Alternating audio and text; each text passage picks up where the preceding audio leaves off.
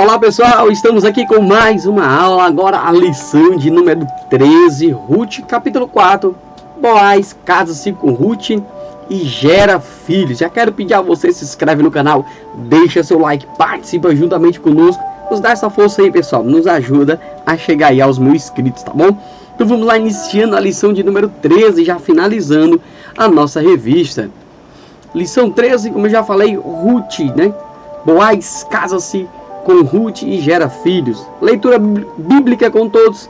Capítulo 4, do verso 1 ao verso de número 22. E essa é a nossa revista que usamos por base para essa aula. Texto áureo e verdade prática. Então as mulheres disseram a Noemi: seja o Senhor bendito, que não deixou hoje de te dar um neto, que será teu resgatador. E seja afamado em Israel o nome deste. Ruth 4:14. Verdade prática: Deus tem o mundo em suas mãos e os seus olhos procuram os fiéis da terra, tá certo? Deus está aí a nos contemplar. Nossa introdução: de modo empolgante, o escritor detalha o processo legal pela qual Boaz se tornou o legítimo resgatador e se casou com Ruth, de modo que o filho deles foi o herdeiro de Elimeleque. Vamos lá? Dando continuidade aqui aos nossos pontos. Direito transferido a Boaz, o processo legal, o outro resgatador, uma condição inesperada. Ponto 2. Casamento de Ruth, transferência do direito. Boaz casa-se com Ruth, somos testemunhas. E o ponto 3. Felicidade de Noemi, a concepção de Ruth, a alegria de Noemi, a genealogia de Davi. É daqui, pessoal, que vai sair a genealogia do rei Davi, tá certo? E agora nós vamos aqui já para o nosso primeiro ponto. Direito transferido a Boaz. O processo legal. Boaz subiu à porta da cidade e assentou-se ali. Eis que o resgatador, de que Boaz havia falado, ia passando. Então lhe disse: o fulano, chega-te para aqui e assenta-te. E ele se virou e se assentou. Do terreiro da debulha, Boaz sobe à porta da cidade, um ponto de reunião de todas as pessoas, um lugar para comunicar as notícias, fazer negócios e administrar a justiça, um centro de decisões da vida social da cidade. Boaz estava ali para resolver a questão da redenção de uma viúva e de uma propriedade de um parente, ou seja, ele chama ali o pessoal para poder resolver logo essa questão. Havia na sociedade israelita uma lei que atuava nos casos de heranças, de cuidado das viúvas e a provisão de herdeiros para as viúvas sem filhos. A causa em questão era decidir formalmente qual dos homens, Boaz ou o parente mais chegado, seria o resgatador da família de Elimeleque. Boaz, uma autoridade reconhecida na cidade, esperava o parente resgatador passar por ali. Esse, ao ser avistado, foi convidado para aproximar-se, assentando-se de imediato, para formar um coro legal ali, que pode ser chamado de júri. Boaz convidou 10 homens dos anciões da cidade para servir de testemunhas, caso fosse necessário, os quais poderiam certificar e validar qualquer transação. Ou seja, Boaz queria ter a certeza que o caso ficaria resolvido em questão, mesmo dando a oportunidade para o outro resgatador, e ele queria deixar claro quem seria o resgatador ali, e os 10 anciãos seriam de testemunha, tá certo? Já o tópico de número 2, o outro resgatador. Resolvi, pois, afirmar-te e dizer-te: compra na presença desse que estão sentados aqui, e dá a meu povo. Se queres resgatá-la, resgata. Se não, declara-me para que eu saiba, pois outro não há senão tu que a resgate, e eu depois de ti. Respondeu ele, e a resgatarei. Olha só, foi o que ele disse, ó. Só tem nós dois. Te pergunto agora, você vai resgatar? Se você não for resgatar, deixa que eu vou resgatar, porque só tem eu e você que possa fazer esse resgate. Boaz explica ao parente sobre o caso em questão. Ele diz: resolvi, pois informa-te, indicando que era dele a iniciativa de fazer aquela reunião. Ele disse que comprasse a parte da terra na presença das testemunhas e do povo, tendo em vista a situação de Noemi, viúva e sem herdeiro. Pessoal, é o seguinte, ele tinha que comprar a terra que foi vendida e ainda tinha que casar com Ruth para poder dar descendência, tá certo, na família de Noemi. Invocando o propósito da remissão e o dever legal de resgatador, Boaz oferece ao parente duas opções. Olha o que ele disse, ó. Se deseja servir como parente resgatador, que o fizesse. Beleza. Se não se interessasse ou se sentisse impedido, que o declarasse. Boaz lhe disse que não havia outro resgatador, só eles dois. Boaz dizendo: vai resgatar? Se você não for, não tem problema. Pode deixar que eu resgato, porque só tem nós dois.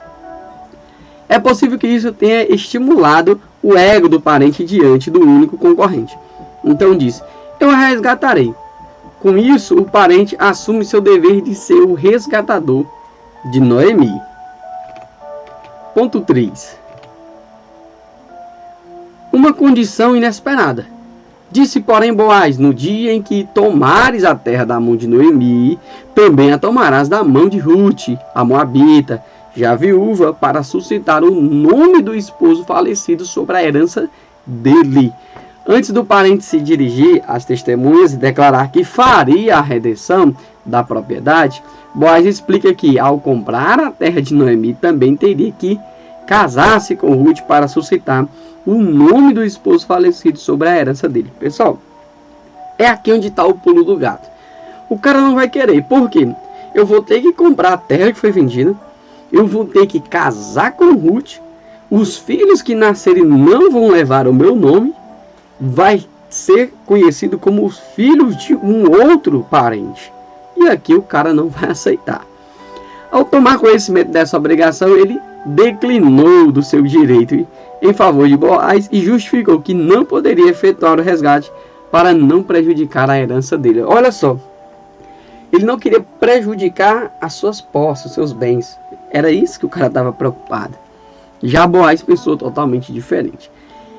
Esse prejuízo poderia ser pago pela terra e ter de entregá-la ao primeiro filho que teria com Ruth, o herdeiro legal de Elimeleque. Olha só, o que aconteceria? Ele ia comprar a terra e quando nascesse o primeiro filho com Ruth, essa terra passaria a ser desse filho que havia nascido e levaria aí o nome da descendência de Elimeleque. E ainda mais ter suas despesas aumentadas com o sustento de Ruth e Noemi. O cara iria ter que sustentar Ruth e Noemi também, além da sua família, que já havia a responsabilidade de sustentar. Então respondeu a Boaz dizendo: redime tu o que me cumpria resgatar, para exigir-me-se de que qualquer prejuízo pessoal. Repete diante das testemunhas e do povo, porque eu não poderia fazê-lo. O cara abriu mão, deixou bem claro, e aí estava resolvido. Assim ele cumpriu a formalidade legal exigida. Agora Boaz tem a posse do direito de remir a terra de Elimeleque, casar-se com Ruth e prover o herdeiro para a família de Noemi. Ele cumprirá a promessa que fizera a Ruth de ser o seu resgatador. Eu farei tão certo como vive o Senhor. Ou seja, ele deu a palavra, ele foi dentro das medidas legais e quando teve a oportunidade correta, ele cumpriu o que ele prometeu, tá certo? E agora nós vamos para o ponto de número 2. Uma aula bem simples, né, pessoal? Casamento de Ruth. Primeiro tópico. Transferência do direito. Disse, pois, o resgatador a Boaz: compra tu, e tirou o calçado. A cerimônia era um antigo costume em Israel. Assim, acontecia em uma negociação, quando um dos negociadores queria confirmar o seu acordo numa transação, tirava o calçado e o transferia para o parceiro. Ou seja, era um método ali que eles utilizavam, né? Então, as testemunhas presenciavam, ele tirava o calçado e dava ali para o parceiro. Naquela situação, o parente, que é o portador do direito de resgatar, renuncia a favor de Boaz, dizendo: compra tu. Suas palavras eram uma declaração legal e com o gesto simbólico de tirar o seu calçado e entregá-lo a Boaz. Tornava pública a ascensão do direito do remidor, que foi transferido a Boaz. Pessoal, aqui é tudo na palavra. Os caras tinham palavra. Ele simplesmente, simbolicamente, tirava o sapato e entregava. Mas o que valia era a palavra perante todos. O cara não podia mais voltar atrás. Ele deu a sua palavra, tá certo? Já o tópico de número 2. E também tomo por mulher Ruth, a moabita, que foi esposa de Malom, para suscitar o nome deste sobre sua herança, para que esse nome não seja exterminado dentre os seus irmãos, e da porta da cidade disto sois hoje testemunhas. Boaz assume o legítimo título de resgatador, e ainda no mesmo cenário jurídico dirige-se às testemunhas, aos anciãos e ao povo, e diz: sois hoje testemunha de que comprei da mão de Noemi tudo o que pertencia a Elimeleque, a Quilom e a Malom. Essa formalidade era um procedimento legal em Israel, usado para reconhecer transações realizadas oralmente, ou seja, faladas, né? E que tornava a ascensão do direito válido com comprovações por parte de testemunha. Boaz indica o tempo hoje, pessoal. O que acontece? Era na palavra, não existia os cartórios como hoje existe, tá certo? E aí ele davam a palavra e haviam testemunhos para fazer esse tipo de comprovação, tá certo? E era válido dessa forma. Com precisão legal, o processo tem o encerramento. Finalmente, Boaz levanta o objeto da questão. Também tomo por mulher Ruth, a moabita. É possível que a nacionalidade de Ruth e o fato de ser viúva de Malom configuram uma identificação legal da moabita para ser substituta de Noemi. E por meio do casamento, perpetuar o nome dos falecidos, o marido e filhos, sobre a herança deles. Assim, o primeiro filho nascido de Ruth e Boaz seria dono da propriedade da família de Elimeleque e resolveria a esperança de Noemi de que seus mortos sobrevivessem através do herdeiro, continuaria com vida nas suas propriedades, no extrato social e no clã. Tá certo? Aqui está sendo resolvido o problema de Noemi, a preocupação do nome ser esquecido. Agora a sua descendência continuaria sobre a terra. Ponto 3. Todo o povo que estava na porta e os anciãos disseram: somos testemunhas, o Senhor faça a esta mulher que entra na tua casa como a Raquel e como a Lia, que ambas edificaram a casa de Israel. E tu, Boaz, arte valorizadamente em Efrata e fazeste nome afamado em Belém. Pessoal, por que ele cita aqui Raquel e Lia?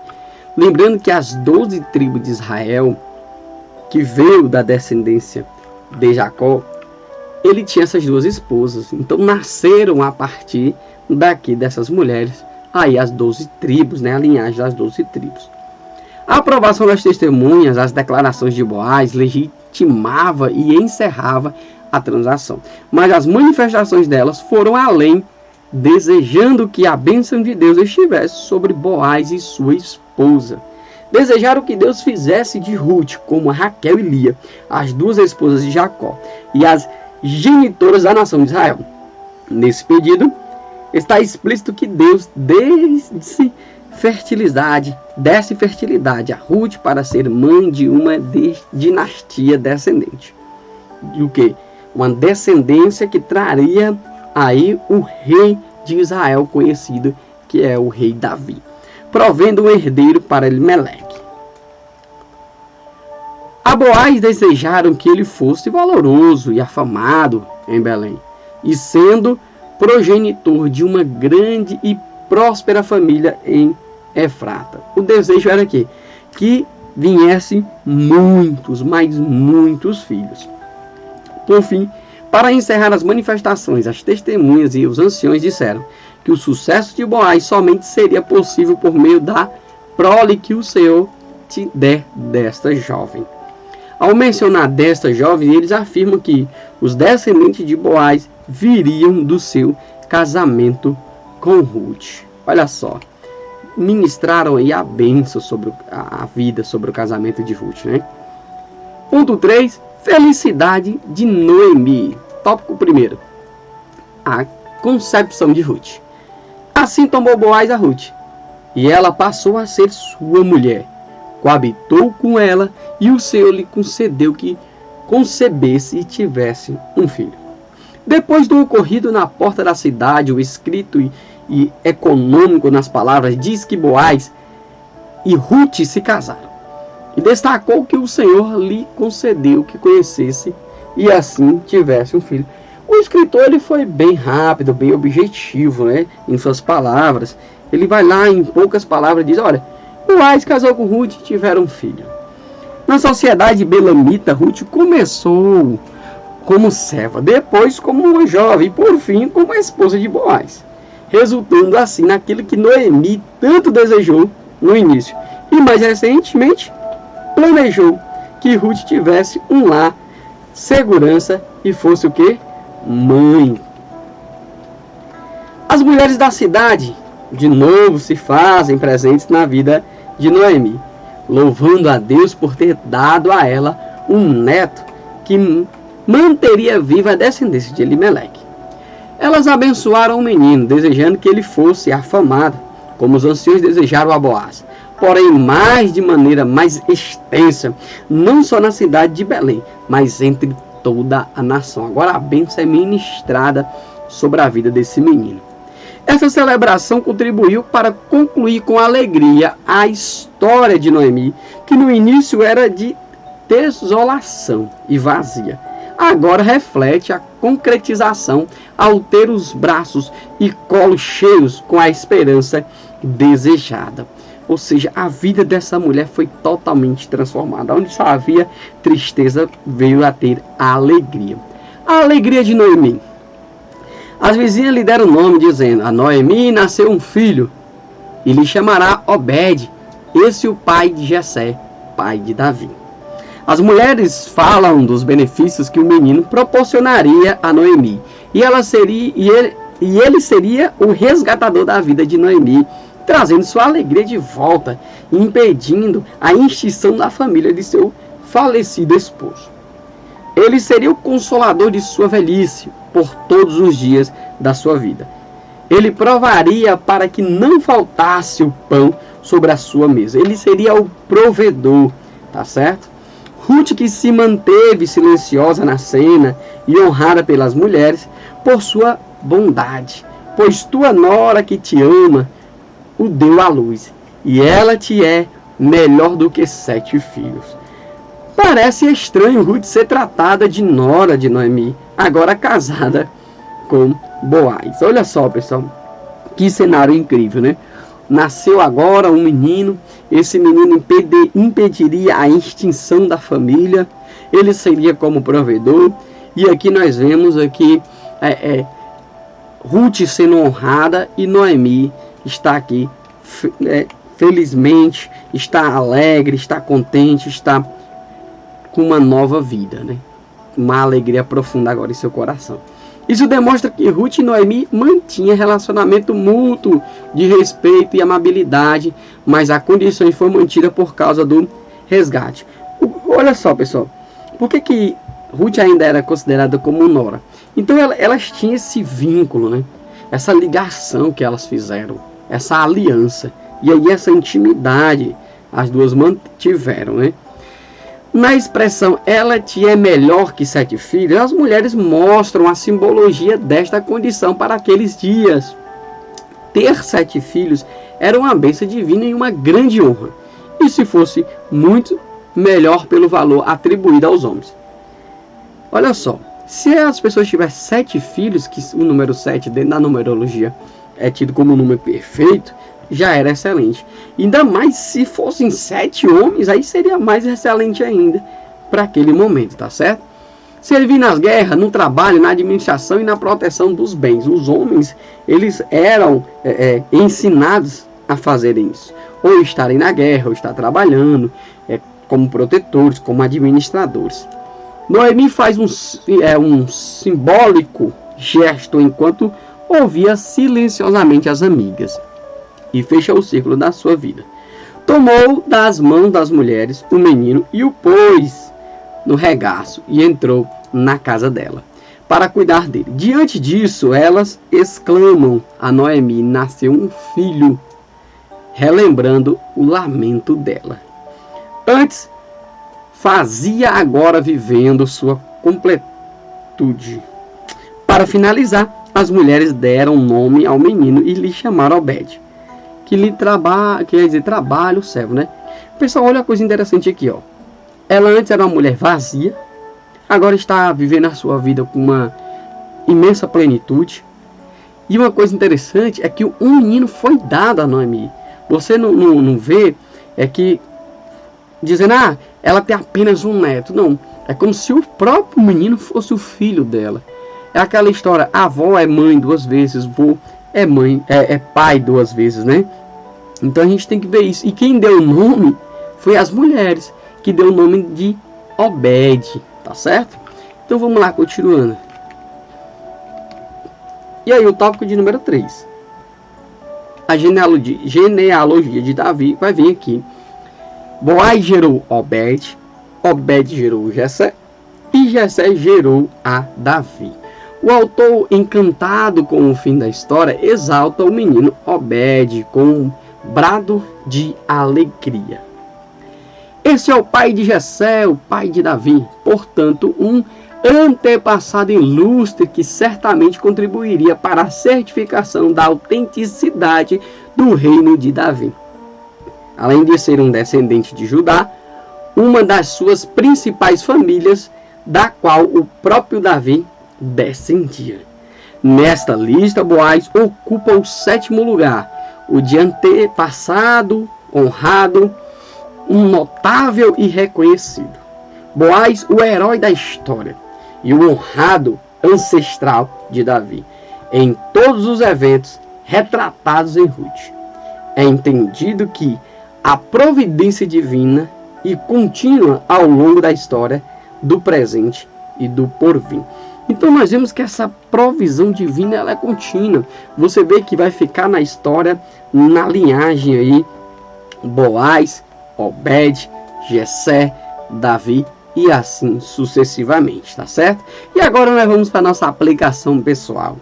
A figura do resgatador, Joel, aponta profeticamente para o nosso Redentor, que nos concedeu o direito de participar legitimamente da família de Deus e sermos eternamente seus herdeiros. A Bíblia diz que nós somos herdeiros de Deus e co-herdeiros de Cristo. E a Bíblia vai falar, ele veio para os seus e os seus não receberam, mas todo quanto receberam, dele o poder de serem feitos filhos de Deus ao que creem no seu nome. Tá, pessoal? E eu quero aqui fazer, como sempre, os agradecimentos. Agradeço a Deus por essa oportunidade, a você que é inscrito, a você que é inscrito no nosso canal, a minha esposa Gabi Menezes, aos familiares, aos amigos, a PEC e ao YouTube que nos dá essa oportunidade de estar aqui mais uma vez com essa aula. Que Deus em Cristo Jesus possa abençoar a vida de vocês e até a nossa próxima aula, iniciando aí a nossa nova revista da primeira carta aos Coríntios. Que Deus em Cristo Jesus abençoe e até mais.